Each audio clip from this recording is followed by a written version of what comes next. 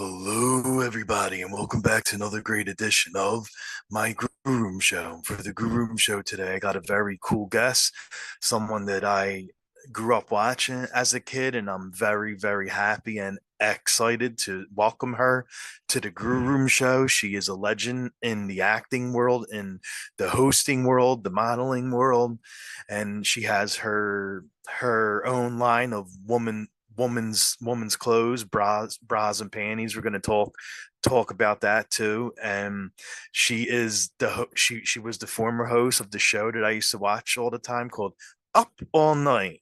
And I'm talking about the one and only Rhonda Shear. And I'm really looking forward to talking to her about her whole career. She's done it all. I am Rocco Cross. I am the host at Stutters. I am the host of the Grue Show. And my interview with Rhonda Shear will be coming up very soon. This is my Grue, and as always, welcome to my nightmare. So stay tuned and get ready to be up all night.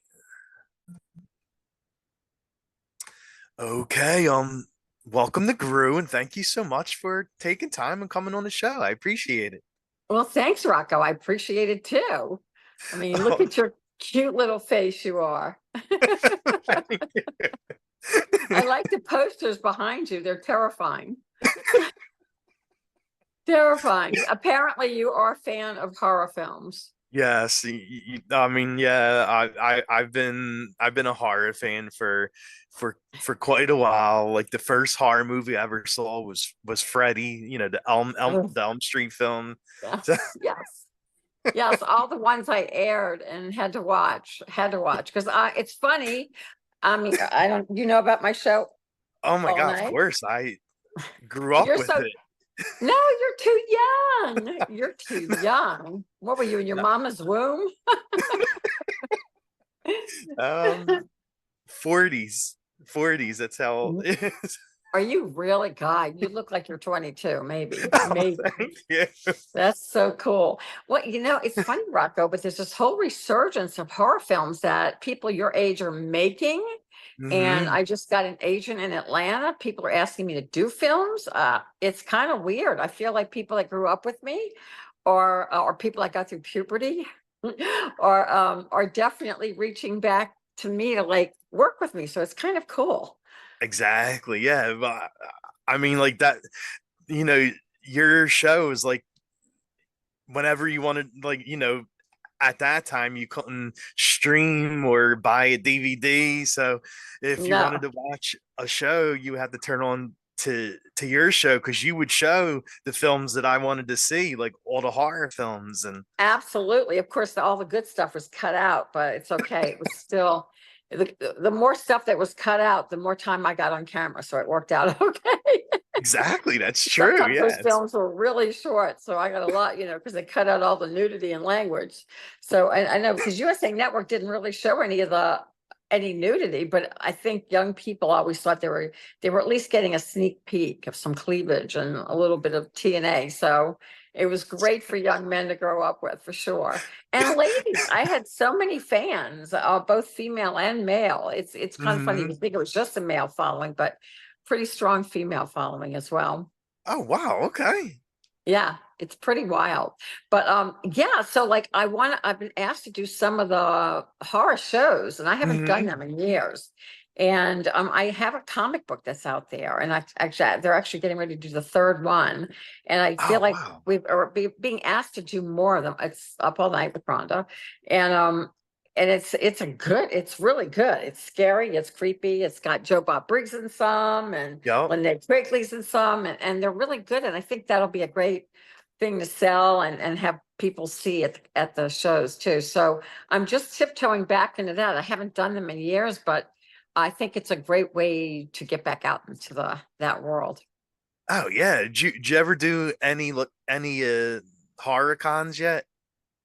No, that's what I'm saying. I've done like a couple, but nothing major. So you have to like let you. I mean, you're probably a good person to tell people that you want to see Rhonda Shear at them. So Exactly. I know we're Yes. looking into spooky. What is it? Not spooky king, not spooky empire. Oh yeah, I heard of that. Yeah. It's in Orlando. Where are you located? Philly. Oh, that's, yeah. See, there's a lot in that area too, It in is, yeah, a Jersey, lot Philly. like in Jersey and Yeah, New York and Philly. yeah, Not shockingly, not so much in Philly, but Jersey and New York yes. though, it's like loaded.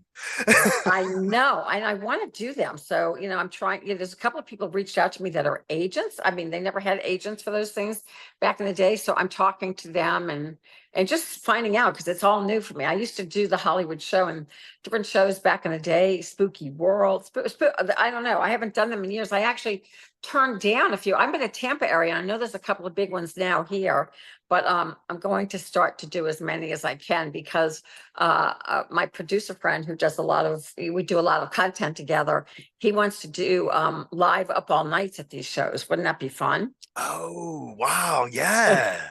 And that way we could, get, some of the older scream queens and some of the new scream queens out there. Exactly.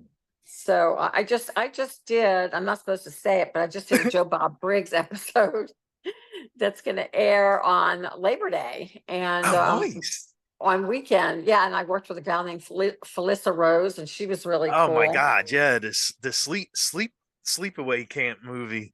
Yeah. Yeah. So I'm getting to know like some of the gals that I didn't work with on the show or on all night. So yeah, it's fun to kind of step back into this now. I think that these movie hosts keep going. I mean, Joe Bob Briggs is more popular now than he ever was. I know exactly. Yeah. A- a- I mean, all like I love those kind of shows, Yeah. like your kind of show. I mean, with Joe Bob Riggs, of course, your show, El Elvira, like when she hosted her show. Like I love those kind of shows where you have a host and they show like like the B horror movies and all that stuff. They And were the now best. Sven Gulli, I think, it's doing it now. Yeah. Then building, and I think they're coming back, not with the original people, but Dinner and a Movie. And I forget Oh what yeah, network's yeah. doing them. I saw Um, that. Yeah. I wouldn't be surprised if USA Network did it again. They probably wouldn't think to use me, but I actually own the name. They probably forgot about that, but I actually own the rights to use the name. So hopefully they didn't forget about it. But I could see them doing that again, since all these like when I did Joe Bob Briggs, we went to the Walking Dead studios, and I mean, Ooh. it was very cool. It was very cool in Atlanta, outside of Atlanta. So I look forward to that airing. I think that's going to get a lot of interest. It was a fun show too. It was Oh like a yeah. pajama. It was Oh, like a pajama party. So I mean, I don't know if I don't know if you know now. I'm in an intimate apparel business, so I design and yes. manufacture women's intimates. So I had Joe Bob Briggs in one of my bras. It was pretty awesome. Yeah, it was very cool. That probably was the first time he ever wore a bra. And he didn't seem to have a problem with it at all. I mean, the wardrobe girl actually took one of my own personal bras and said, "Can we put this on him?" I'm like, "Have at it. Then he can have it." She Oh goes, my "Okay, then God, we'll I get then love we'll it. get it signed at one of the events that we do." So True. that was very cool. But so you do go to some of these events? Oh yeah, yeah. Like I said, I'm a huge horror fan, wrestling fan, so I'm always at like wrestling conventions, horror conventions, and They seem to go together. And what's really it funny it's is like that the same world. Yeah. and then I did a lot of wrestling stuff because at the time USA Network owned WWF. Hmm. So, and it was aired on USA Network. So I did I did WrestleMania 10. I did a lot of the weekly shows. So I got to know a lot of the wrestlers. And so I've been asked to do a lot of wrestling podcasts lately. So they want to hear the wrestling stories. And they set me up with what's his name now? I can't think of his name. Oh, Oh, Sean. Shawn Michaels. Thank you. Yeah. Oh my gosh. So yeah, that was kind of funny. I mean, and so it was all like fake, but everyone thought it was real. But I mean, we Hmm. became good friends. He was really cool. And he did the show, he did Up All Night a few times too. So those guys, That's I mean, right. that was a very cool world to kind of hang out with, it was, and their characters were, I mean, they were good actors and obviously athletes. And the thing I got the biggest kick out of hanging out with those guys is watching them eat because they would eat like they'd eat like like so many carbs and then so much Oh my protein. I mean, God. I don't know if they still eat that way because, obviously diets have changed in the last years, but they would eat the most amount of food I've ever seen any humans eat. It was just captivating to me. How was that? Like big, like WrestleMania is like the biggest wrestling show of the year, and you got to be part of it. You were on I didn't even on realize Raw it. every Yeah. week, and Yeah, it was, and it's when everybody was still there. I mean, Hulk Hogan had just left, but Randy Savage, I know he passed away, he was yeah, there, and it was like some really legendary guys that were there that I got to work with. So that was really fun. And I mean, I thought I had a lot of respect for them because they really worked out their characters. They knew what their characters were about. mhm, Obviously some of it's worked out, so I don't know how much is worked out ahead of time that they know who's going to win or they don't know who's going to yeah. win. But I know it's very physical and it doesn't matter. I mean, you can get hurt in those rings, and it's pretty scary. It's scary to watch, but yeah, it was a blast because they had celebrities like Jenny Garth, I think was on there. I think it was Jenny Garth, and they had Burt Reynolds, who's no longer with us, but some really cool people. So got to do some sketches and work with some, all these wrestlers. They were all fun, and they'd stay in character. I'd interview them and then it'd stay in Yeah. character, or they were really tough, but behind the scenes they were just really nice people. Did Ma- Macho Man talk the way he talked in wrestling, like oh yeah, and all He that, did. and He That was a great character. And what's so I funny know. is I'm just adjusting because I'm on my phone. What's funny about those guys is I live in the Tampa Bay area because Home Shopping Network it's just is my biggest customer, and that's where I Yeah, sell, and I'm live on the air there. And so when my husband and I moved to this area, I had no idea that so many wrestlers lived here. And so I don't know why they chose the Tampa Bay area to live, but he did live here. Hulk Hogan still lives here. I know that. yeah. And there's a bunch of these guys. So I don't know. There's a lot of athletes, a lot of golfers, a lot of athletes, wrestlers, baseball players, football. They like this area. I don't know. And then And me. it was funny in wrestling. I had like because like they paired you with Sean, and Sean was always known as like the I sexy love it. boy, and he had all the girls following him, and it was a good match though with like No, it was. you and Well, it was Sean. funny because he was conceited and he was like always looking in the mirror. And then I would take the mirror away from him and look in the mirror. And I mean, it was cute. It was really fun. And we did a bunch of stuff together. I remember we did a whole Mhm. press thing, and they flew us out to Las Vegas, um, both of us, and to do all these like, photographic, stuff and autograph sessions. So, I mean, I don't know, but they felt like we did really well together. He's a Oh nice yeah, guy. He's not still wrestling, is he? No. he's not still wrestling, but he is still with the WWE. Like he's the general manager of one of the shows, and he sets the Really? matches up and stuff. Yeah. Yeah, it seems like these guys, they stay in it is, Hmm. a long time, and they certainly do well. I mean, I know John Cena lives in this area. I don't know him, but I know he lives in Tampa. So Yeah. there's a lot of these guys live in this area, and they've done so well acting, that's like, and I don't think in the beginning they were taking that seriously as actors, but I mean, they had to be good actors to do these, to do their bits. Um, and yeah, they would stay in character, at least on camera they would. And I think they would stay in character for the most of the time when they were like at the arena. And I think that was probably good. That kind of set them up, but Sean would actually he stayed in camera a lot, character a lot too,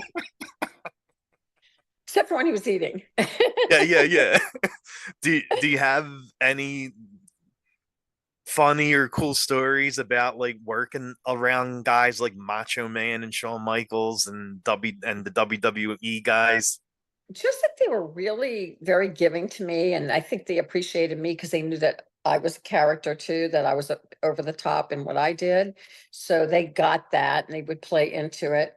The funniest thing that happened on WrestleMania 10 was that Burt Reynolds was one of the celebrities as well. And we had some sketches and some talking, and all of it was done backstage behind the scenes. And the next thing you know, the National Enquirer did this whole thing that I was caught in a dressing room with Burt Reynolds, and his pants were down around his knees, and we were doing the nasty. And I was like, what?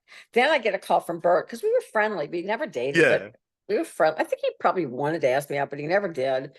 And I get this call, and he said, I hope that you didn't set that, because a lot of people would plant things to get more press. I'm like, no, I wouldn't plant something like that. I already have enough problems with my character being over the top, bimbo. I wasn't going to plant something like that. So that was funny, and that kind of went on for a long time.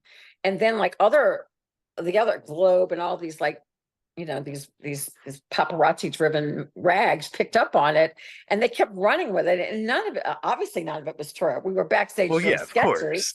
but it was just so funny how that played out. And then supposedly we were responsible for he and Lonnie breaking up, Lonnie Anderson, it was just Oh it was just no. ridiculous. So I mean, that was funny. I mean, once he realized I had nothing to do with it, I think he was happy about it. In the beginning, I'm Yeah, like, I mean, a lot of times people put that stuff out there, or have their publicists put it out there to get more that's attention, true. but no, I didn't need that kind of attention. Oh my God. Like you started out like doing like the modeling fashion stuff, and Yes. you were also in like Miss World and Miss Yes, I started in beauty USA. pageants. I started Yeah, pageants. beauty pageants. I did Miss Louisiana, and then I was going to uh, go into broadcasting, into news, but I'd always wanted to act. So I asked my parents, and they were very strict, and very not strict, mean, but strict. Like they were just always worried about me, and sending me to LA was scary for them. And I just asked if I could go out to LA for the summer, and then I had a lot of beginner's luck. I started getting cast in shows like Happy Days really fast. I Yes. thought I thought I was going to be a star like 5 days later. Anyway, it doesn't work that way. You do have beginner's luck. And I didn't know anyone. I didn't have family in the industry. I didn't know anyone out there. And I talked a couple of friends into coming out with me for the summer, and they did. And one or two stayed like a year or two, then they left, went back to New Orleans. But I stayed 26 years until I Yep. reunited with my junior high school sweetheart, and we got married and started the business that we're in today, which is Rhonda Yeah. Shear Intimate. So I've written a book called Rhonda Shear is Up All Night, and that's very cool because it tells the story of my up all night days, and then it also talks about finding love after 40, and then starting a new business completely different than the other business. And now it's like I might have to rewrite the last chapter of the book or add to it, saying that now I'm getting back into show business, because it's so funny that last year I did a film called The Throwback. This year there's Oh another wow. film coming up. I haven't started filming yet, but it's called The Big Game. It's black comedy. It's really a good part. It's funny. It's dark, but it's funny. And then, like I said, I got an agent, and then all these shows are coming about. So there's just like a little energy going on in how I started, and that feeds my soul more than anything. So I love acting, and I love comedy. I mean, comedy's my favorite thing to do. I just did a Oh podcast nice. with the girls from Fuller House, or Full Oh yeah, House. yeah. Yeah, they have a podcast now, and I was on there. I played a grown-up Kimmy Gibbler. And so That's right. back in the day. So it's the gal who is Kimmy Gibbler, it's her podcast. I mean, we had a great time, talking about old Hollywood and also sitcoms, and because that was my first love and why I moved to LA. Yeah. And then I got All Night because I kept being told that I was too sexy to do certain things, and I was too this, too that. And then I'm like, well, I don't believe you. I'm just going to do it. So I did stand-up comedy, and everyone said, well, you'll never headline. I ended up headlining and headlining Wow. Vegas. So, all the things that people tell me I wouldn't do, I would just not listen to and just do. So I'm a defiant little thing. And so I still, so I guess there's still a piece of me, even though I'm not the age I was when I did Playboy or Up All Night, that loves acting. And the cool thing now is that, when I was in LA, if you turn 40, you're like done, out there. Oh But no, now, really? Oh, yeah. Now you look at J-Lo and all these women that are in their 50s and they're like killing it. Nicole Kidman, I just watched a cute film with her. And I mean, they're heading weight, they're up there in their 50s, and that makes me happy because there's not that age problem that there You're right. was, for females, especially. Males could always age gracefully as actors, but women were like, once you hit a certain age, you were done. But it's really different. So they look for all ages, and I like it. All ethnicities, can't talk today. Let me have more water. You know, I have to like I saw you were on an episode of the Dukes of Hazzard. Did you get to sit in the car or ride in the car? That's so funny. I didn't get that, Scott. You are an old soul. I did not get to sit in the car. That's a funny story too. As a matter of fact, I was a used car saleswoman, and it was a cute part. And they had me in shorts, kind of like Daisy Duke shorts. Daisy And Dukes, then, yeah. yeah, and then they, what's the gal who plays? My husband used to love her. I can't think of the actress who played that role. Oh yeah, She, Catherine, right? Wasn't it Catherine? yes, Catherine. Yeah, Yeah, yes. Anyway, was it Bach? Is it Catherine I Bach? think so. Yeah. Okay. Yes, yes. Anyway, beautiful girl. Anyway, she saw me. They dressed me in shorts and kind of like her. And the next thing you know, I get this call to go back to wardrobe, and they put me in this granny gown, and my hair up in a bun and glasses, and took off all my makeup. I was like, really? Really? I was like, are you kidding me? I mean, it was horrible. It was like the worst I ever looked on any role that I ever played on TV. I mean, it was fun. My name was Flossie. I remember that. I was Flossie. Oh And I my looked like a God, that's Flossie. I mean, funny. they had this moo on me to the floor, and she was supposed to be this cute little sassy used car salesman, and they're flirting with her, and she's Yeah, flirting with them. But it kind of changes it when you see the way I look. But they were probably like, oh, she's they want Daisy to be the one that looks hot that on happened set, to me. and Yeah, that happened to me a lot when I first got to LA. Charlie's Angels was still in production with Jacqueline Smith and all those gals and Farrah Fawcett. I mean, pretty amazing. I mean, it wasn't on that much longer, but I wanted to just get on camera. So I somehow I got to be an extra on that show, and all the extras were supposed to wear bikinis because it was on the beach, the scene. And then same thing happened. I mean, I didn't have any lines. I just wanted to be on a set. It was one of the very first things I did. And I remember I had a gold bikini on, and a producer came up and he goes, "I'm sorry, we're gonna have to let you go. You stand out too much." oh And my it's God, taking away from the leads.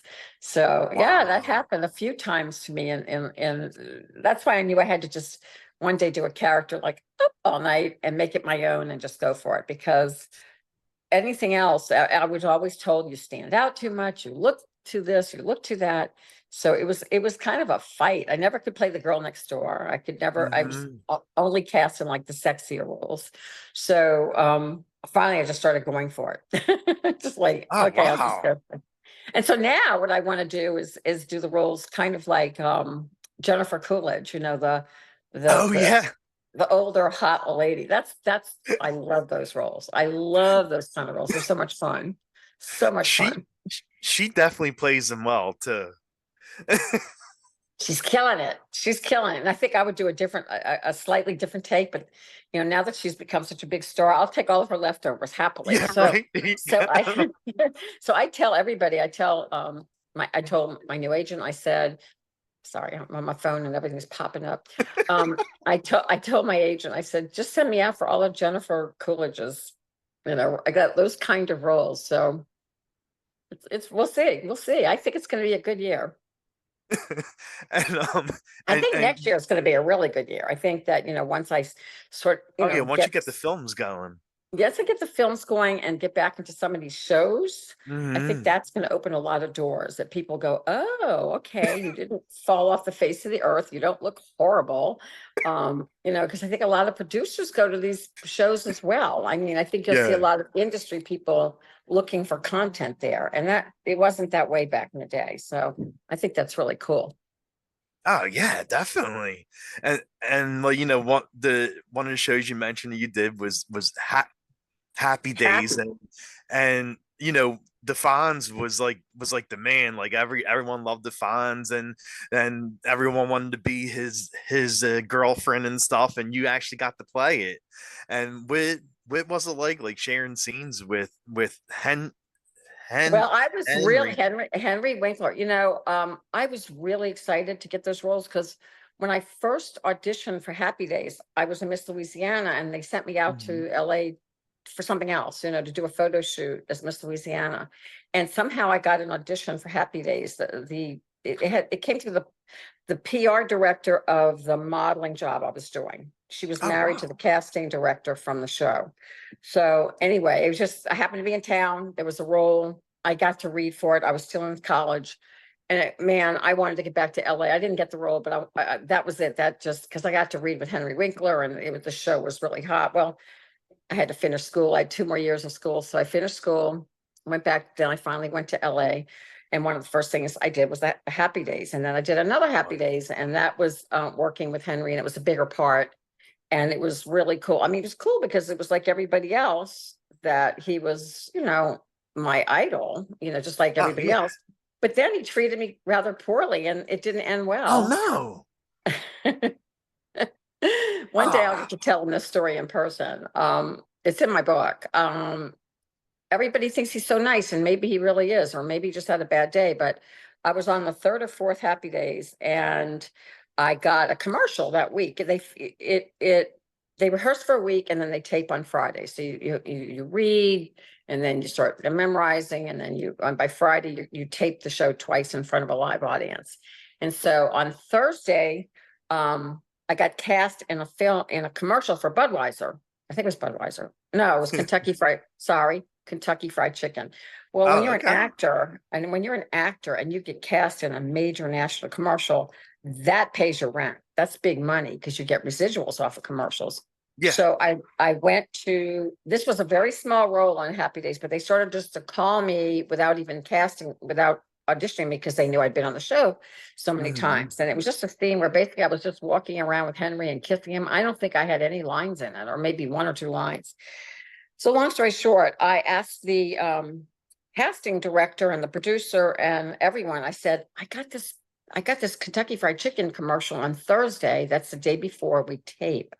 Hmm. And I said, can I do it? I said, I don't want to lose this part, but I could really make good money doing the commercial. And it filmed the same day. And they said, yes, we love you. We know you really well. You've done the show so many times. Henry loves you, blah, blah, blah, blah. Okay. So I do the commercial. I show up the next day on the set. My name is off my dressing room door that I had been assigned. No one had called me the night before. No one had called me. And I get there and I go, where's my dressing room? And I'm young, I'm only 23. And someone said, Henry Winkler wants to talk to you. So they send me to Henry's, his dressing room. And he's like, you should never have done what you did. And I'm like, what do you mean? I got a commercial and everybody approved it. Well, that back then, no one was standing by me because he was the big star, right? So he said, Uh, this happened to me one time when I was in college, and I learned my lesson. They threw me out of the show, and I'm going to teach you a lesson that if you want to be an actress, that has to come before anything else. And I'm like, I'm crying. I oh said, but my it does God. come before everything else. I got this and I wouldn't have taken it. I was cleared. And he goes, well, I'm sorry. I cast your stand-in, and that's it. You have to leave. Well, Mm. it would have been one thing if it would have been just that show, but they produced Mork and Mindy and Laverne and Shirley and a bunch of other shows, and nobody would use me. They blackballed me. Oh my So God. I don't really like Henry Winkler at all, because I don't think what he did was right. I think, No, and if no. I would have said, I am so sorry, and kissed his butt, it was early in the day, whatever. I mean, and I did it legitimately. I never would have done that kind of thing to upset him or anyone else. But once, he was a star, the casting directors didn't stay by my side, the producer, nobody stayed by Oh my yeah, side yeah, yes. because Of he's the course they're star. taking his side. Yeah. And so it was in my book.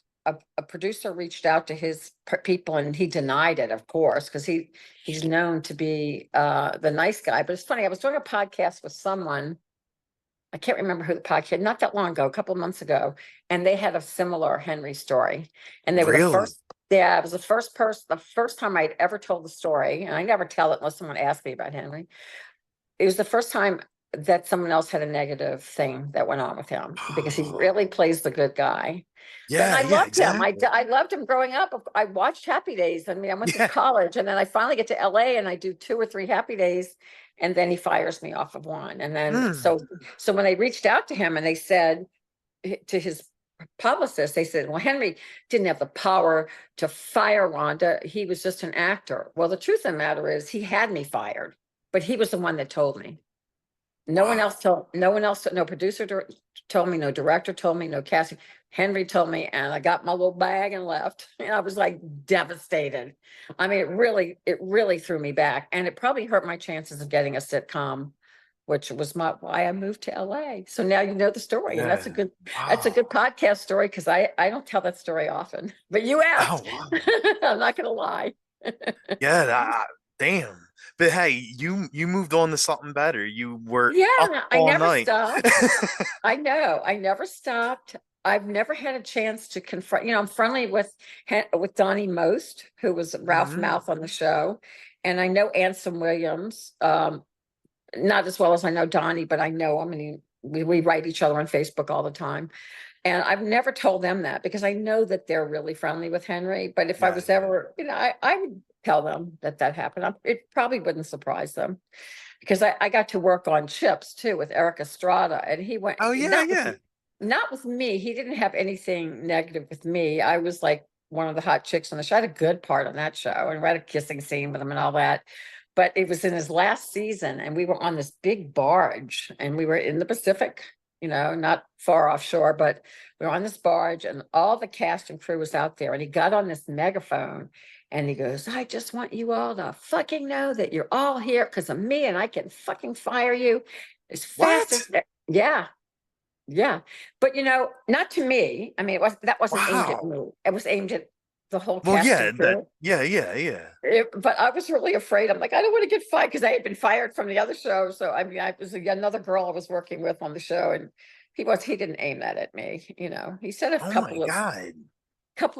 very seductive things in my ear. And I'm like, oh, I got to stay away from him because I don't want him to fire me because I'm not going to do anything with this man. Yeah, yeah, yeah. Because back in the days that I was there, it was before the whole U2 movement Exactly. where guys could get away with saying, like, if you don't do this with me, you'll get blackballed in the Mm. industry. Had it happened a couple of times, but I used comedy to move away from it. And if I felt like, and I also never auditioned in someone's hotel room. Like, Yeah, yeah, yeah, yeah, it's like yeah, a lot of these women, it's like, come to my hotel room, we have an audition. Yeah, right. yeah. That So that's not an audition. no, it's not an audition. And the thing is, you have to do it. I mean, I'm not saying that people didn't get parts that way. I'm sure some major roles have been Hmm. cast that way, but that just wasn't how I could do it. I'm sure probably I would have done more than Up All Night if I would have, but that just wasn't who I was. But Yeah. yeah, so Eric, but it's funny, he humbled after that, I didn't work with him, but I saw him at different events and he became, after that show was over, his personality changed. He became a more humble person. So, Oh, okay, good. but I think, those guys got so big. I mean, it was his show and he was such a big Exactly. star as Henry. Exactly. I mean, that would never have happened. Well, Up All Night wasn't as big as those shows, but even for what I did for those many years, I never had that kind of mindset that, oh, I'm better than anybody else, or, True. like, I just can't even imagine. I love helping actors, and I do that a lot, and I still do that. If I help models, I help young actors. I could never do what Henry Winkler did. I could never fire someone who was brand new out there and Mhm. break someone's heart. It would be different if I had like this big role with him and I didn't show up or I was late or I was a diva, but I'd gotten permission and I'd done it the right way. And he yelled at me and broke my heart. Oh my, oh my God. Like no, that's wrong. That's horrible. So you'll look at Wow. him a whole different way now. Yeah, no, I'm definitely gonna look at him a whole different way. And damn. But you know, the show that I actually loved watching was your show, Up All Night. Thank And you. and how did it all all go down? How did I Like get that? Well, yeah, it's kind of like, I told you, so I was with Dick Clark, as in Dick Clark, the famous Dick Clark had of a course. management firm, and I was with his management firm. And my manager knew that they were going to recast this girl that had the show before me. Can't think of her name right now, but she was there for a year before me. And I thought she was really good. I watched it. I said, she's like today's humor. I mean, she was a little more cutting, a little more sarcastic, but they wanted someone who was going to be overtly sexy and overtly just go for it. And I think that they put an open call out, not an open call, but a call out for host. And a lot of the Hmm. women showed up wearing, like if you think of a host back then, newscasters used to wear jackets and, even females. And so all the girls came in like they were going to be newscasters. And I had a little bit of an inside information that they were looking for sexy because my agent, my manager was friendly. My manager also managed the producer of the show, who was Tim Conway Oh, Jr. That wasn't an in to get me in, though. I mean, you would think it would be. I mean, I had to audition like everybody else, oh, but he okay. knew both of us, and I mean, he managed him as a producer, and he managed me as an actress. I got the audition that way, but I still, had to audition with all the other women. Yeah. But I was so tired of being told I was too this or too that or too sexy to do stand up, or back then, that I just said, okay, I'm going to kind of like the wrestlers. I'm just going to go for this character. I'm going to create this kind of like Elvira did. The only thing I did wrong was use my Hmm. name, because then I got stuck being typecast as that role. But Yeah, yeah. I'm going to go with a low cut dress. I'm going to have big hair. I'm going to just go over the top. And the worst thing that'll happen is I won't get it. And that's what I did. All the other girls are like looking very like normal hosts, like, newscasters. And I was dressed in this spandex dress, skin tight, blowing my hair, teasing my hair, putting on makeup. And it still took a couple of months. Then a couple of months later, I got it. Caroline Schlitt was the first girl. Caroline Schlitt, and of course, Gilbert Godfrey was hosting it the year Yeah. before as well, on Saturday nights. And they let her go. But Tim Conway Jr., who was Tim Conway's son, the famous Tim Conway from Carol Burnett. I mean, I know you're young, but great comic. They let him go as a producer too. So I was so sad Oh. because I had heard about him. I was dying to work with him, but then it's funny. I hosted Up All Night for almost 9 years, and Hmm. I had like 7 different producers, and it would kill me because I'd get one that I'd love, and then they would change it. I don't know why, because our ratings were always great. But it was kind of cool when I look back on it now, because each producer brought their own way that they saw my character to the show. I mean, one year I worked with puppets. The first couple of years it was sexy over the top in a bed and going out on the town in LA. And then the show moved to New York. I moved to New York. I mean, I didn't move to New York. We just would go into New York and do like a bunch at a time. And so the Oh, all right. show moved to New York. That was in the last 2 years. And then I had Gilbert's producer who was very dark and saw my character as very dark, which was never the character. And then the last 2 years, I worked with a woman who I loved, and really got to do some fun things like doing impressions of Lucy and Cher, and just some of the sitcoms that I grew up loving. I Dream of Jeannie. So Oh, yeah. it was like all these different years. So if you go to YouTube and you look up Rhonda Shear TV, almost all 450 episodes are up there. Not the movies, but my part. So Oh, that's wow. yeah, a lot of it's been uploaded, and we continue to do it. And every Thursday night, my producer runs what's called Rhonda Shear Social Hour. We started it during COVID, and it started off kind of as not as a podcast, but as a video online show. And I Hmm. I was interviewing Gilbert. I got to interview Yeah, Gilbert, yeah. and a couple of other, Linnea Quigley, and my good friend Yes. who also passed away, Judy Tenuta. And so we would do it live. And then, so I haven't done it live in a while. We're going to go back and do it live. But what he does is he continues to run video from all aspects of my life. I mean, from things I did when I was in New Orleans, which is my hometown, things Hmm. that Up All Night, or just random things I've done through my whole career. So it's really fun. And you can find it on every Thursday night at 9 p.m. on LinkedIn. It's on YouTube. It's on, where else? I think he runs it on X too, under Rhonda Oh, Shear. okay. So it runs all over the place. And so I definitely have a lot of fans that follow it, which is kind of funny. I also do cameos, and I never talk Oh about yeah, that, that but that site, yeah. yeah, I mean, I don't do a lot of them because I never really get it out there that I'm on there, but I've had a lot of up all night fans reach out to me that you got to do the show. I mean, you got to do a birthday message. You got to go all night. So I'm always happy to do those.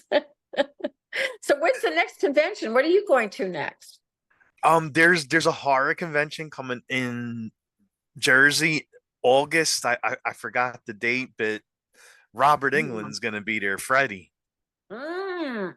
Yeah, We used to show so many of those films. I Gosh, know, I know. I Like know. Well, when you show, your job is to get me in that, and then yes, I'll. no, I'm definitely gonna ask around. I definitely will. I don't know any of the people that put on these shows, but like I am talking to a couple of agents now that that are trying to find some of the shows that they feel like I would be good for. Oh, okay. That would be really good. And Wow. sometimes, they give you guarantees sometimes, and then Yeah, yeah. they do these, they didn't do any of that before, but they'll give you guarantees. They actually will produce your pictures or whatever, but I have a lot of memorabilia. And I also have a comic book. I have a book, so I have a lot of things to bring that would be fun to sell. Oh yeah, definitely. And Like, and my fans are loyal, man. I still get snail mail every week. It's crazy. Like still to this day, they find your house, they find wherever I am, they find me. So oh my these guys are, God. I I, know. I mean, it's great you have those kind of fans, but it's kind of creepy too if they know like your house Well, and stuff. I think it'll be creepier when I start going to the shows. I think it's been fine since they haven't seen me out and about, but it's funny. A lot of those fans will watch me on Home Shopping Network to see me. I'm like, Yeah, that's yeah, crazy. Now they're buying underwear, ladies' underwear. yeah. Because like I'm my mom loves watching those things like the Home Shopping Network, Right. QVC, QVC, QVC. and and I remember she was watching. You were on the show, and she was watching the show, and you're selling the items you're selling, and I'm like, oh my God, that's Rhonda Shear. I was like, That's a funny bit. If I was still doing stand up, because your mother's watching it because she, good bras, good underwear, and you're watching it because you were hiding the TV and whacking off. There you go. A whole different reason for watching and knowing me. Believe me, I've gotten so many people through puberty. I always kid about that. And so many young men your age, they go, you have no idea how right you are. But and then I did Playboy, so I did Women of Comedy, then I did Rhonda's Up All Night, which they came to me, which was very cool. I'm glad, Mhm. Playboy was always great. It was never the things that these girls that came out later and have trashed, you have to really obsess me because he was really good to women and helpful. Oh, He didn't, okay. he was not, I'm not saying he wasn't a man and didn't do his thing, but no one told those girls they had to live at the mansion either. It's Yeah, true. it's just the same thing as like taking auditions in hotel rooms. Like no one held a gun to their head saying, you must live at the mansion. No, I mean, you didn't have to live at the mansion. You could have just done it like me, gone home and waited till you got that part and kept auditioning and auditioning till and stand up and doing whatever. Oh my gosh, things I did in my early days of LA. I used to have this comedy partner, and we had this little act together before I did solo comedy, and we would just do these. They used to have clubs called the Maskers Club, and these people, they were like 150-year-old old actors from LA, and they would go there to hang out, and we would do our little routine, and we met. My husband's sitting there, honey, you got to hear this. We met Ginger Rogers. Yeah, we met people from another era. I mean, I don't know. Wow. I mean, it was like crazy. People I don't know, you probably wouldn't know. Bob Hope, George Burns. Oh yeah, no, I definitely know them. Yeah. So I got to work with those guys. When I first got to LA, I was a baby, but it was really cool. It was funny. Just a little bit of old Hollywood was still there. There you go. Oh, did I lose you? Oh, there No, you go. no, I'm still here. Okay. Someone was calling. Someone was calling through, but I get that's good. Sometimes that's cut me off when that's happened, Oh, but okay. yeah, no, it's kind of cool. So, I was the kind of person that did whatever it took to meet people, and it was really cool that I got to meet legends like that. I Oh, yeah. really, I really think that I saw a little bit of old Hollywood, just a little touch of it when I got there. So, I wouldn't want to be there now. It's so different now. Even Yeah. the way that auditions are, like you would never go Mhm. in to meet anybody, and everything is sent in on videotape now. So you don't have a personal experience with a casting director or an actor until That's maybe the true. second or third audition. So it's all very, very different. It's all very technical. And I don't know, it was definitely more personal back in the day. Maybe a little too personal, but personal. So it was okay. I mean, you got to see who you were auditioning with, and maybe that was helpful to be a little bit more competitive. I don't know. And when you were doing the show, like, did you have a lot of say on how you wanted your character to look and the lines that you said in on the I show? did. I Oh, did. okay, good. For the most part, until I worked with Gilbert's producer, and then he just wanted me to be a fool. He put me in clown outfits. Oh He my God. downplayed the sexy, and then I would fight him, and then he'd upplay it. But I mean, and now we're really good friends. But boy, at the time, we would. I said, I'm not Gilbert. I have my own character. I've been doing this for a Yeah, lot of years. exactly. I came up with the all night in my kitchen. I'm like, I'm going to say that, because I catchphrases are so good that people remember me for that, and they still do.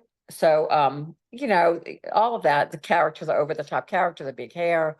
I changed outfits about 5 times a night to keep people tuned into the sexy outfits. And I worked with designers and costumers until I found we had no budget. I figured that out on my own. And got them credit at the end of the show. It was very cool. It taught me a lot as a performer and as a businesswoman, how to negotiate with not a budget. Hey, there you go. You found a way to do it. Absolutely. And then that led to a lot of things. Then as my stand-up started, getting as I started headlining more and more, my price for my comedy would go up, and I would get nice weekends. I'd do really well. And then of course people want to see people on television.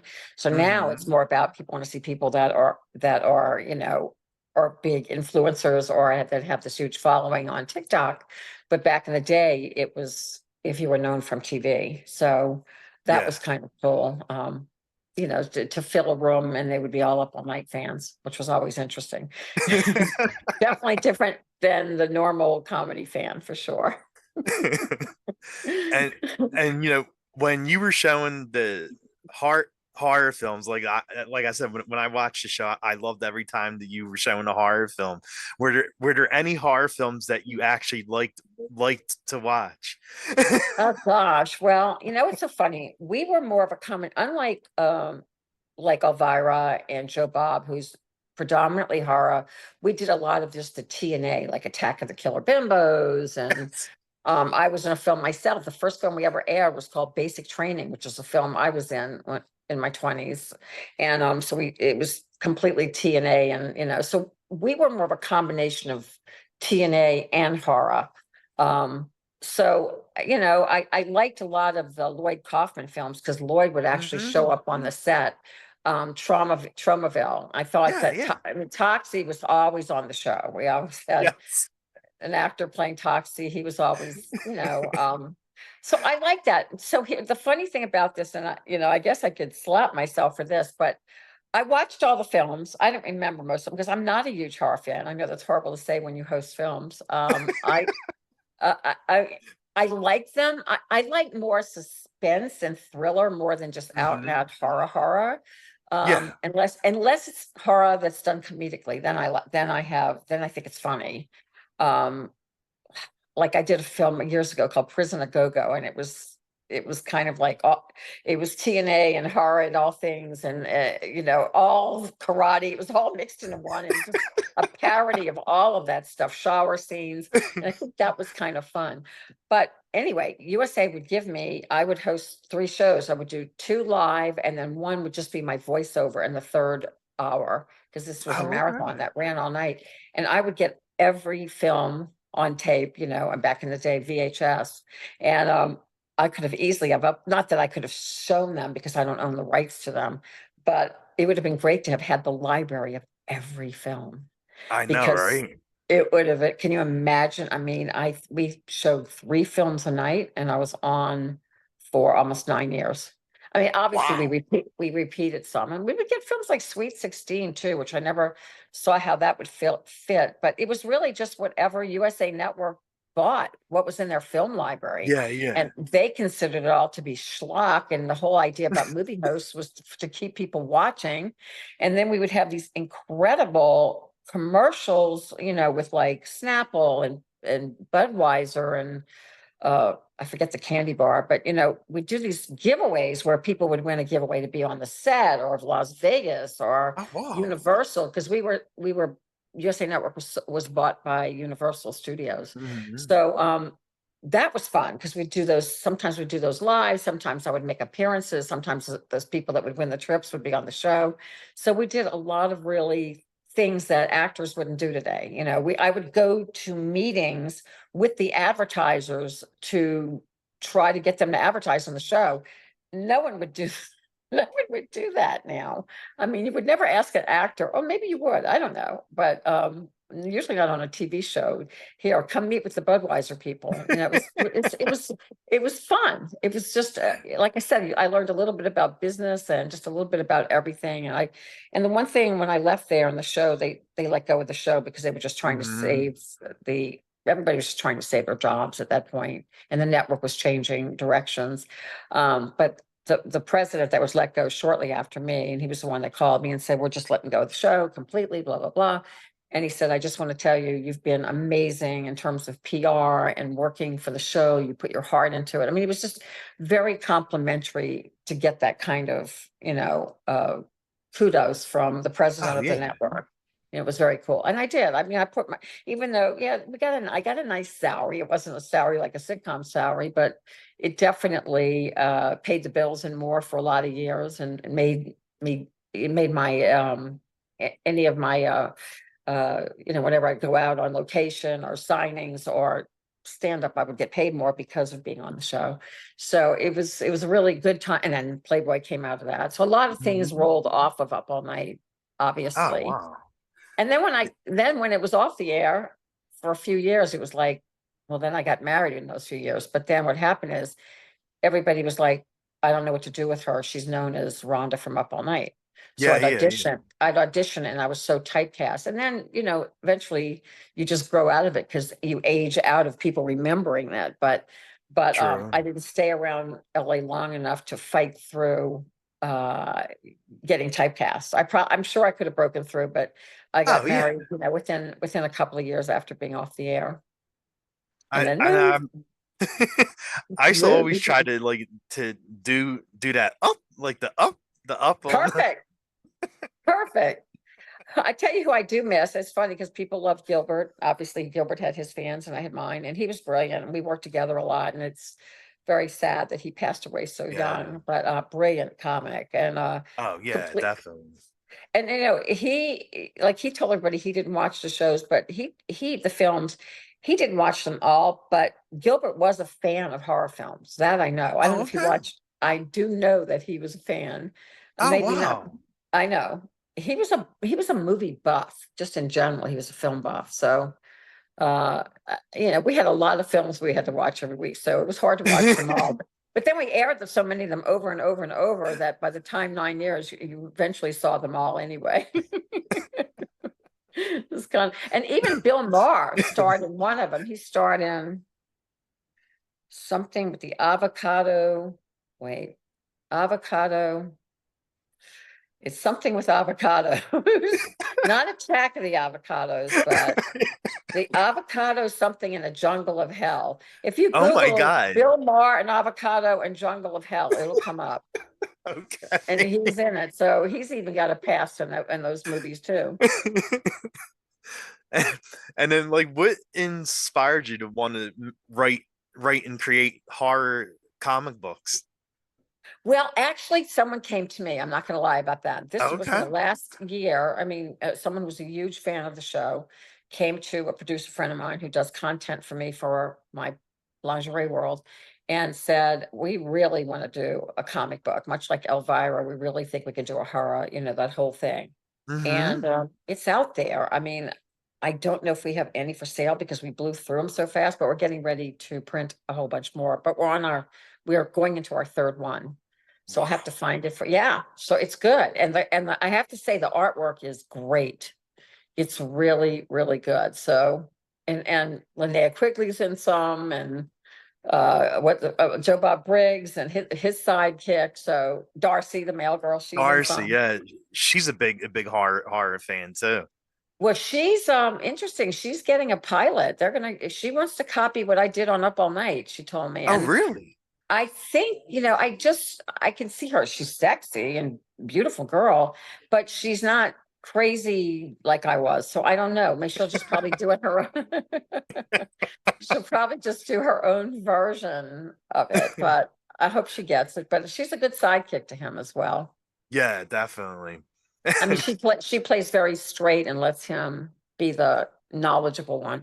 And I commend Joe Bob because he not only does he watch the films, but he's a writer. He was a sports Yeah, writer. He's a writer, and he writes all the shows. I mean, so that's I know. I mean, I had input and I wrote pieces and sketches, yeah, but I yeah, was doing so much. I was writing stand up. I never wrote full out scripts for us. We had a lot of great script writers through the years. We even had Bill Maher's producer he was a young PA for us. And we had so many talented people go through that show.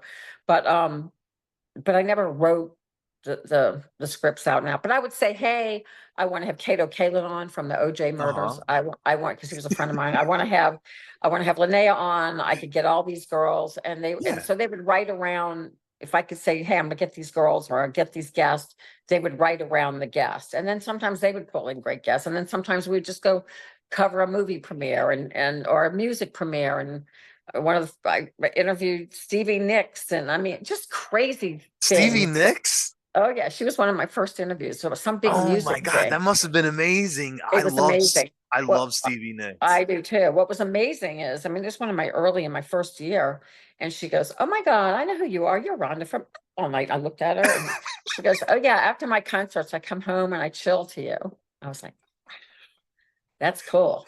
I was honored. I always thought Wow. about that. It was adorable. That's on my YouTube. You can find all that stuff. So, go definitely look up Rhonda Shear TV and you'll see your mother can look at panties and you can look at all kinds of crazy stuff. It's it's Yeah, it's an interesting combination of my right? career. Yeah. It's very eclectic. And some of the talk shows I did and just Yeah, but I wouldn't change it for the world. I did a little bit of everything, and I think I just like definitely. all genres. I think now I wouldn't even want to do a sitcom like I wanted to do back in the day. I'd love to do films now. I think that would be fun for me at this Okay. point. But I'm not going to And turn any of it down. Anything that comes. probably probably some horror films too, right? I would do horror films. I could spit some blood out of my mouth. I know what that it tastes like chocolate. It's made with chocolate. I would do any of that stuff. I think it would be a hoot now. I have so Nice. you can look at this little film. It's called The Throwback. Google it. I think it's on Netflix. And it's not a huge part. I'm in three scenes, but Hmm. it's a really cute, it's a cute film. And just Google it and watch it. Oh, And okay. it's been the most recent thing that I've done, but I intend on looking much cuter and sassier in the next role. Okay, there you go. And you were in the world of film and hosting, and how did the whole bra and panties line come about? Okay. Well, that's this, and in my book, Up All Night. Um, it talks about that. So what it talks about is my early career and my beauty queen and going to California and doing what it takes and fighting the whole Me Too and then fighting people that said you couldn't do stand up and me doing stand up. And then after Up All Night, all of a sudden I would kind of I was still doing stand up headlining, but I hit this wall of like being typecasted as Rhonda. Like Elvira was Cassandra Peterson. So she Yeah. could have acted more. I mean, one of the first Happy Days I ever did, Cassandra and I were in it together as actors, Oh, but wow.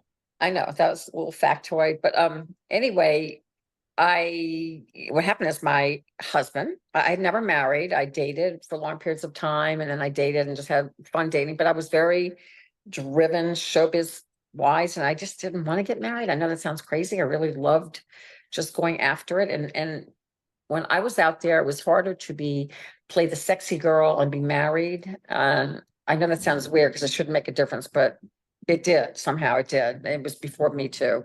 But it was when women were really objectified. I'm not putting it down. It was just a period of time. It's a period in our history, but it is what it is what it is. That's how they looked at Mhm. women. But anyway, long story short, so I hit 40 and I was really nervous about my age, and I wasn't married, and my mother was bugging me to get married. And so my first sweetheart, who the first kiss of my life, just at the same time, just randomly reaches out to me through classmates.com. And as a kid, we dated 5 years from like 13 to 16 or whatever, 12. I mean, we met at 12 and 13. It was ridiculous. But he broke my heart. He's the only guy who ever broke up with me. And he reaches out to me, and I'm like, I think I'm going to get back at this guy. Women never forget. I'm now like 40 years old, but I'm still pissed off at the guy from 15 years old. And so, I mean, we really loved each other. So it's, we kind of had this flirting thing back and forth on classmates.com. And I was Okay. going to New Orleans for Christmas. He was, he lived in Louisiana. We got together. I just wanted to mess with him because he had been watching me with his son, who's almost your age, all these years. But I didn't know what he looked like. I just wanted to mess with him and torment him, and then break his heart again because I had nothing else to do at that time at Christmas. And then we get together, and 15 days later, we elope. Oh my God, really? So, yep, got me again. I mean, he was just a man. He was very different from the guys I had dated in LA. Yeah. He's a hands-on kind of guy, Southern guy, hunted and all that stuff. Doesn't do that now, but just a whole different kind of personality. So, um, we we married, and we started thinking, well, now what? So I had always liked intimate apparel, going back to Up All Night and sexy clothing. And I said, well, why don't you build me a website? He was a great businessman. Yeah. And so it just started that way. And then Home Shopping Network was missing someone in the intimate apparel category. And a friend of mine who did swimsuits for Home Shopping Network, I happened to run into her one night in LA, and she said, you should reach out to them because they don't have anybody in the intimate apparel department. And I do swimwear, but I'm going to QVC. HSN and QVC are now the same company, but back then they were different. Oh, So, I mean, HSN still goes under HSN, but well, but yeah. they're owned by the same company. But back then they were very, very competitive. So she goes, I'm going to QVC. Why don't you just send your stuff over there? So literally, I just sent pictures, resume, that I wanted to do intimate apparel. And they were like, okay, we want to talk to you. So my husband and I flew out to Florida, not thinking anything of it. Had a few pieces of intimate apparel that we had bought off of other lines, no name lines, and relabeled it under my name, not thinking anything of it. But we wanted to work together. And first of all, he lost his business, and I'm not on a TV, so both of us, our financials were not looking as good as they used to. And we go out, we end up on air, we sell out in like 6 minutes. And my husband's counting money, and he said we made 18,000. Still talks about that to this day, Oh my God. Wow. in 10 minutes. And I'm going, oh, I'm on TV. Like it matters. Home Shopping Network has nothing to do with real TV. But anyway, they asked us, well, when can you be back? And I'm like, next week. And then Van's hitting me. He's like, no, we need product. Yeah, yeah, you have to bring And I'm like, product. oh, we need product. Why can't I just go on the air? So anyway, a couple of months later, we go back, same thing, double what we made. So he Damn. starts thinking this could be like for real. And that's what happened. So we started off really small, and then we started talking to companies that would manufacture for us, but no banks would talk to us because I hadn't been in fashion and he hadn't been in fashion. And even though he was a Oh, businessman and I had done, they were like, really? No, you guys, this isn't going to work. So we kept just investing our own money into it. And I mean, selling our own stuff and hawking jewelry, and it's all in the book. And slowly and surely, we kept building it up, building it up, building it up, building it up until we started working with companies larger factories. And then we came out with a bra called the Ahh Bra. And my husband said we should do an infomercial with this bra. And we did. And our company exploded and became like award-winning Ernst and Young and fastest Oh growing my God. female-owned business. Yeah, all this entrepreneur stuff. And I'm like, I'm an entrepreneur. I was a bimbo like 5 years ago. Now I'm an entrepreneur. So it was pretty crazy. And then we had all the banks in the world. Banks want to loan to you when you don't need it. So we had Oh credit yeah, of lines. course. And next thing you know, our business really exploded and we moved here pretty fast to Florida because Home Shopping Network is based here. And we thought, well, Mhm. it was live 24/7. And sometimes people's products don't make it. It gets stuck on a boat or whatever reason. So we were like, if we're there, maybe they'll just drop my line into hours where they need someone. And because we always had product in stock, and that's what happened. And that's what grew our business. And so we're 22 years now on air. Wow. It's pretty crazy. Oh And wow. Okay. no, it's pretty crazy. So yeah, almost going into my 22nd year in business. So it's insane. Yeah, So a definitely. long time and a lot of customers. And now it's kind of funny because direct to consumer is really where to go. We sell, I don't know if it's open yet, but opening a TikTok store. We're on Nice. Amazon. And so all these ways of shopping, Facebook, which never existed before, we're Yeah. part of that, along with our own .com, rhondashear.com, where you can find out all the other stuff too. And also HSN still, and we're on in Australia on their shopping channel, and the UK on their shopping channel, and QVC and Canada on their shopping channel. So it's kind of wild that we did this on our own, not knowing, but learning the business side of it. So pretty wild. Oh yeah, definitely. And you do a lot of different things. So what do you like doing during your free time if you have any? I have none. I don't know. It's so funny. Somebody just asked me that on a podcast. I've been trying to do a lot of podcasts and I think they're really good, but good for you too. There's not a lot of free time. I feel like working is I feel like, well, when I went to LA, I didn't want to disappoint my parents, so I always treated it like a business. So Hmm. I didn't play. I always was working at work. And I feel like it's the same thing now. I'm either creating something for my brand or my husband and I are building a studio, like a sound stage. It's called Oh wow. Ah Productions. And people will be able to do podcasts there. We can service them or they can just rent the space for music videos, film, TV, anything. Should be done in the next few months.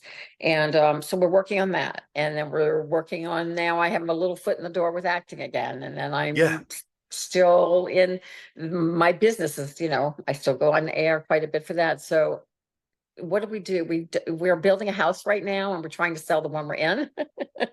So looking for furniture is like new furniture and lighting is pretty much what I do for fun. We used to boat a lot. We live on the water right now. We're not for long, but we used to have a really big boat, so we'd go boating quite a bit. But both of us are like, we've done that a lot. And we have a home in North Carolina, so we also go up there, and that's very Oh nice. restful and very cool and very chill. And I kind of just do my own thing there. We're members of club. My husband's a big golfer. I don't care about golf. I love to shop in my spare time, so that I think that's my hobby is shopping.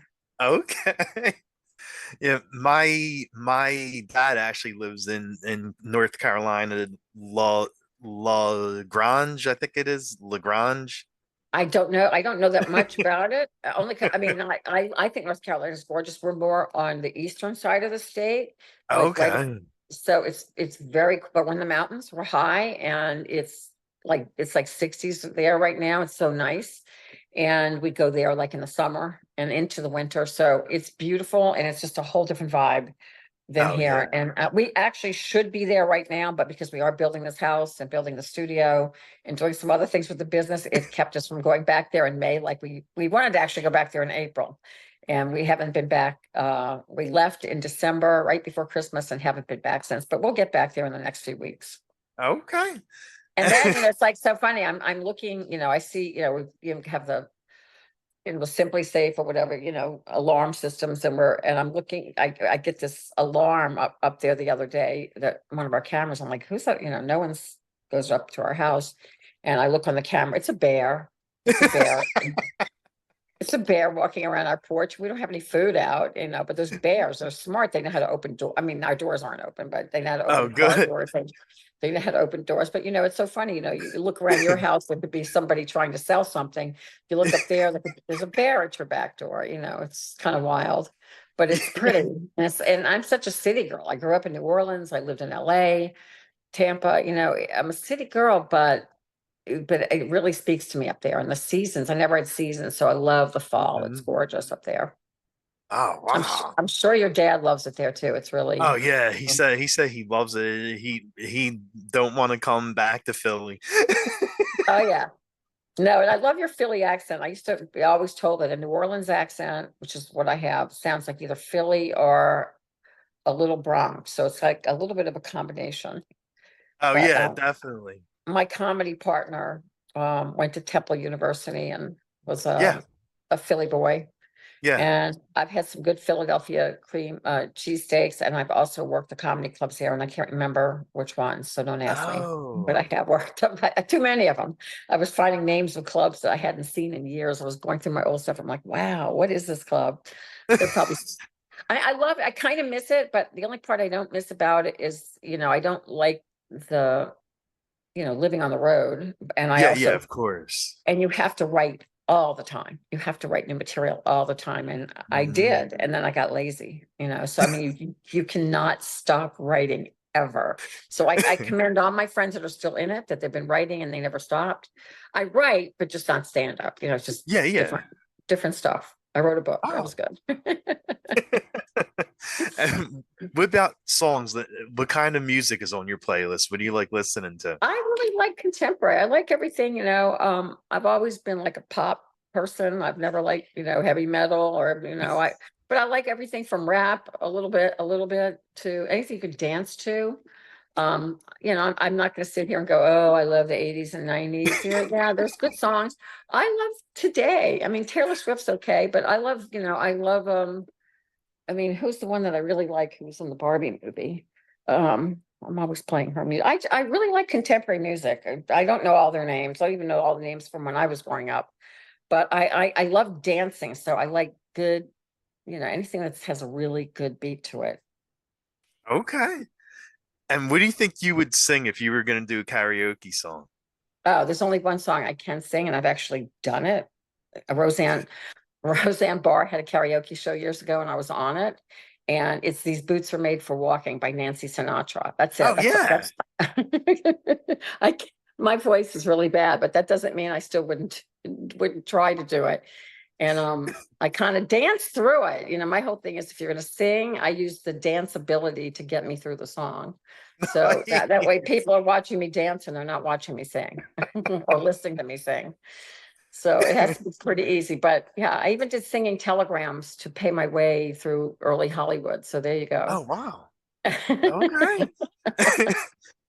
And I what and I about couldn't sing, so but I danced a lot. Dancing was my jam and still is. and Dua what about Lipa, Dua Lipa. I love do her. oh yes, yes, I yes. I love definitely her. know who you're talking about. Yes. She's good. I like her. Yes. I like all the contemporary gals. I do tend to go and Ed Sheeran. I love Ed Mm-hmm. Sheeran. Mm-hmm. Ed Sheeran's is my phone ring. Oh, My nice. Okay. the shape of you is my phone ring. It's kind of an odd phone ring, but that's what it is. Hey. And But what do you do you have a food that you like the most, or like are you a big I'm from foodie? New Orleans, big foodie. I'm from New Orleans, so I love all New Orleans food. Gumbo, I'm a good gumbo maker, but my favorite food in the world right now, and has been for many years since living in LA, is sushi. I could Oh, eat I it love every night. sushi. Drives my husband Yes. crazy. I love raw fish. And I do tend to be more of a fish, seafood person than anything else. But there's nothing that I won't try. I'm not a texture freak. I like oysters. I like chewy things. I've eaten gator. I've tried a little bit of everything. But Nice. New Orleans food is really good. That's a good place for conventions because that town is crazy anyway. Yes, exactly. How's it feel to actually be a role model for like woman of all shapes and sizes, I woman of love all it. color? I actually love that. I actually love it because, Up All Night was so geared towards guys, I think, Hmm. that now having women like your mom, and so many women who love my product that have gone through breast cancer or that don't feel good about their bodies or they're just looking for comfortable and really pretty things. Like it really does do my heart well. So we've been involved in a lot of charity and breast cancer and heart, a lot of different things for giving back in the last few years. So it's been a rewarding business along with, doing, well for us as well financially too. But in terms of just a business that women love and thank me for, it's really cool. So it's cool to combine like a little bit of horror, a little bras. I don't know, there's some way to do Joe Bob Briggs did it. He wore the bra on his show. So you'll see that. You got to check that show out when it comes out. The last drive-in. I think he's very cool. Nice. And the last question I will ask you is where can fans follow you and keep up with everything, buy your books and No, Rocco, they can find me everywhere. I'm on Facebook, Twitter, or X, or whatever you want to call it now. Even Pinterest. They can buy and follow me on Instagram. Also, what am I missing? Everything. Um, I even think I don't, I think just name it. We're on all of it, but definitely through Instagram. And if you want to watch my Thursday night show, the Rhonda Shear Mhm. Social Hour, it is definitely on X and Instagram. And believe it or not, LinkedIn. If you go to my LinkedIn account, that show runs on Thursday night at 9 p.m. Eastern. So I'm pretty out there. You just have to find me. And then go to YouTube, Rhonda Shear TV, and find some really fun stuff. And then if you Yeah. want to buy some panties, rhondashear.com. That's the easiest way. Okay. Well, thank you so much for doing this. It was Thank really nice you. meeting you. Like you're so Same here. awesome and fun. Like Thank thank you. you. Same here. Same to you. And we'll have to do it again, especially when we start doing these shows. And Yeah, because what definitely. I'd like to do is do the shows and actually do some live recording and then use that, for me too, for my content. Oh I think yeah, that of would be course. I think that would be amazing. And maybe even do a live Up All Night. So That if you would be talk to so any of those, awesome. yeah, if you talk to any of those show people, bring my name up. Okay. Okay, yeah. When I go to the horror con in a couple months, I'm gonna mention everything. I'm gonna be like, you have to bring her in for this. This is gonna be Oh awesome. yeah. That's it. I think when people realize I'm still out here and I'm still doing stuff, Hmm. that'll be a Hmm. lot easier. But it's just a matter of getting it back out there. Definitely, So yes. see, I love that you have like the posters on the dolls. Last thing, if you were, I'm shooting from home today, but if I was in my office, I'd be surrounded by Barbie dolls. Oh, okay. So yeah, not that the Barbie movie was okay. She's beautiful and they were great, but I collected Barbie and wrote for doll magazines. So I'd be Oh, surrounded wow. yeah, yeah. So I have a little bit of that convention thing. I used to go to all the doll conventions, and those people are pretty much like horror people that are like wrestling people. It's all the same. So It is. we're You're all, right. we're all a little freaky. It's all You're okay, right. You're but right. innocent, a little freaky. But it's better to be that way than boring for sure. But all right, Rocco, it's so nice being with you. Stay all night with Rocco, and let's play again soon. Definitely. Thank you so much. Okay, thank you, honey. Thank you. All right. Bye. Bye. Bye. Bye.